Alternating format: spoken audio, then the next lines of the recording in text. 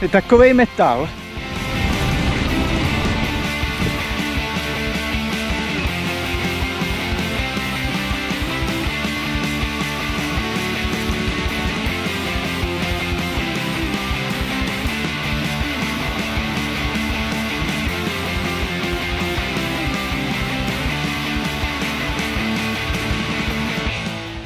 Tak zároši. Dobrý raj.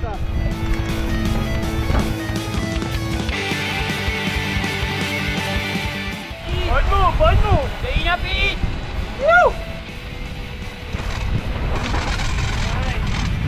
Ty šuty, to není jako, že když se ti to nelíbí, tak si v půlce zastavíš a oddechneš si. Prostě nahoře te nadechneš a pustíš to a hulíš. Nahoře ty začátky jsou skoro kolmý, tak ty nástupy vypadají drsně, tam jsi prostě na brzdách, co to jde, a pak to začne zrychlovat a jen doufáš, že tě nechytne nějaký korítko a nemáš šanci to zastavit. Takže bojuješ až do konce. To je šuta. To je prostě fakt unikátní, specifický ježdění, který je asi jen na pár místech na světě.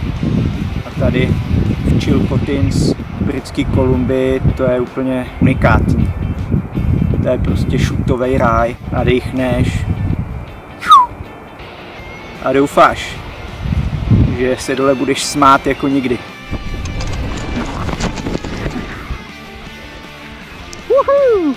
Tak hoši, takhle to vypadá, když si tady člověk zastaví. Teď už tady je prostě hroznýho nánosu, takže tady už to pojede pomalu, ale stejně je to prašanovice, který to prostě nic nedělá.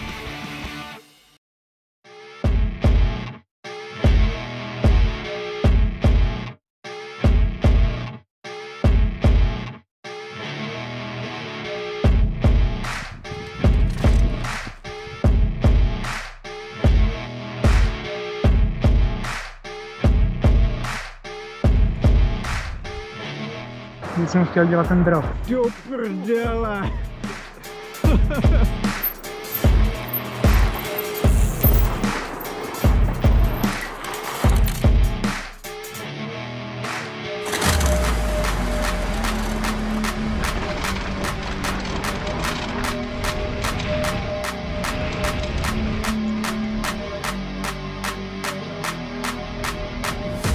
Tak zároši, pojď.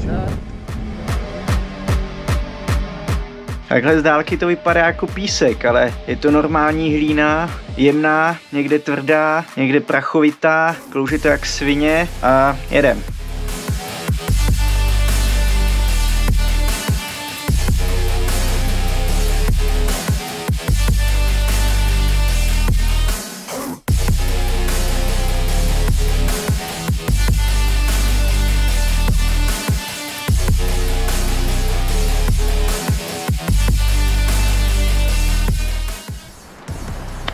Yes! Super! Super! Ten povrch tady v kaňonu je takovej hodně specifický. Z dálky ty skalní útvary připomínají spíš nějaký pískovec, ale je to hlína. Je to prostě hodně jemná hlína, která hodně klouže a místama je navátá, nashromážděná úplně do takových hlavin, kterých si člověk může dát pěkně na držku, a taky v tom jsou tady vyjetý takový korejtka od vody a místama je ten povrch takový jemný, který drží, a místama je úplně tvrdý, uhlazený, který vůbec nedrží, takže a do toho ty korejtka, takže byť je to hlína, tak to není úplně zadarmo a s jistotou.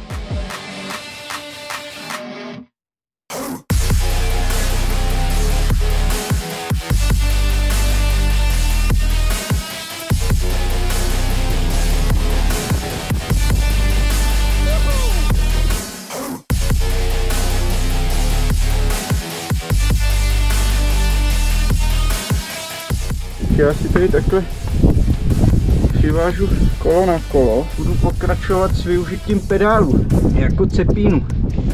Asi nejtěžší úsek tady.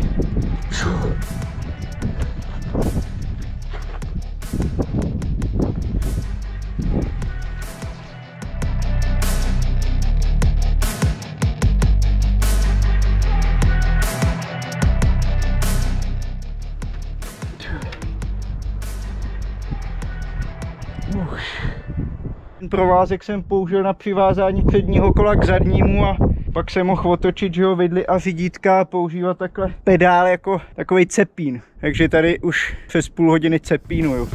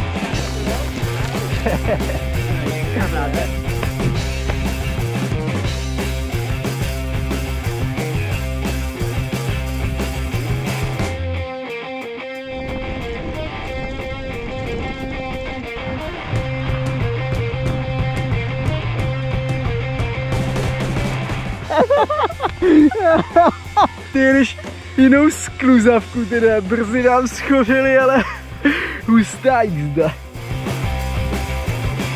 Nemůžeme tady brát cestu, takže musím tady ořezat nějaký větve ze střechy. Tady vyjíždíme na území chilcotinských indiánů, takže dáváme maskování. Dneska to byl úplný freeridový brutál.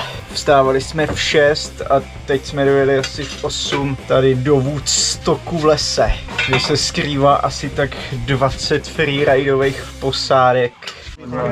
Tak mám jít říct? Co jsem na? Ale by měl být v pohodě, jestli chcete ještě tady ten... Jak to dělka, mo. Sekal jsem dřevo, no.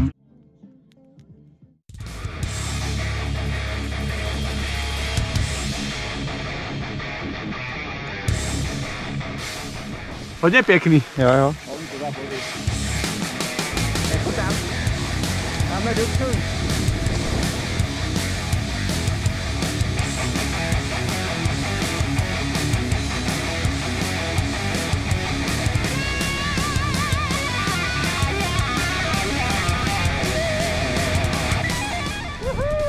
Loď květ!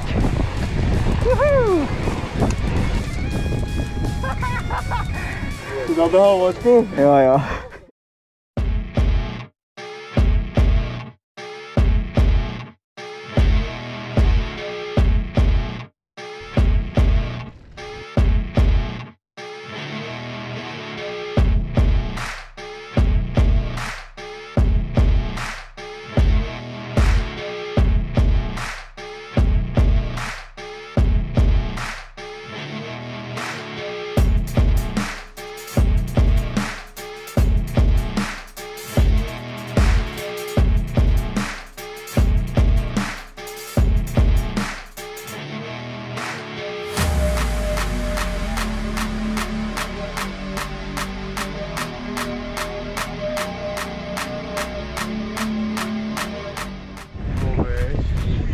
Pěkně se bolí, ty vole, Ty vole, no.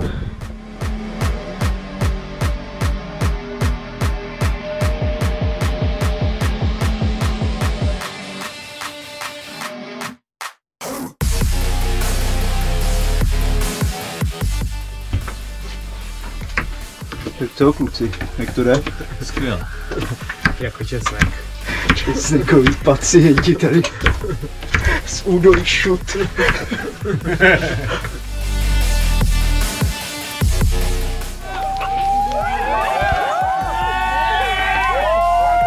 Let's go! Yeah! Woohoo!